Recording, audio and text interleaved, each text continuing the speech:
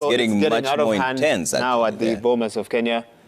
We're trying to make out. It's even getting more physical now. In fact, we had an update from one of our correspondents at the Bomas of Kenya. I think it's Nimrod Tabu through Ms. Wale. They are mentioning that they just found out that an Iebc official was on the corridors of the Bomas and suspected her of foul play, accusing the staff that she could be handling something in and out of the Bomas of Kenya. So Drama's Iebc official is suspected to have some ballot papers. The suspect has been taken away by the police, but it seems there's still not a bit of... The Rosa Buyu is there also. We can see Millie Mabona and many people complaining there. So as we still get more detail of what really transpired, that is a general idea that there's a lot of people...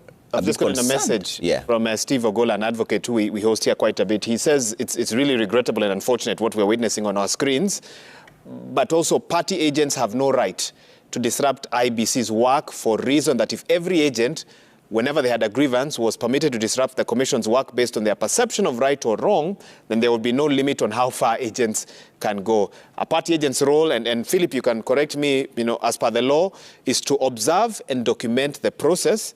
And if not satisfied, there is recourse in the judicial process. Because if you make it a physical matter now, then everyone would now jump into the fray. That's one legal mind. Philip, I don't know if you hold the same view. I do. As an advocate? I do. Also having participated in the election itself. Let me tell you, violence, physical violence being manifested in the floor of the most important institution as far as ushering in new leadership in our country is concerned, does not help anybody. Violence actually leads to bigger and larger problems that will require longer time to resolve. So some of the folks who are demonstrating violence here, they've had a chance in the last 5 years to reform the electoral laws, to make recommendations on what ought to be done. They've had a chance to appoint agents. They have had a chance to strengthen the workings of our political parties, but they have not done it. So they all wait for this single day here to come and storm this environment and make it impossible for a constitutional institution to do its work. That does not work for anybody. Agents, the talk was earlier about how many people are supposed to be in this hall.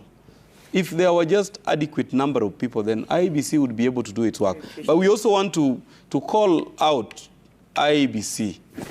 There is a maxim in law which says that justice must not only be done, but must look. It must look. It must be seen as being done.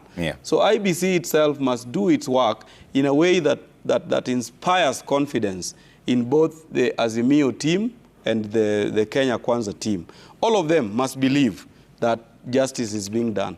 I can tell you that in the tallying center where I was at the constituency level, very few people were allowed into that tallying facility. And we sat alongside our opponents' chief agents. We spoke. Whenever there was an issue that required resolution by both of us, we would do it peacefully. So there is no reason whatsoever why agents of Kenya Kwanza and agents of Azimio cannot sit together and resolve an issue of conflict in this place.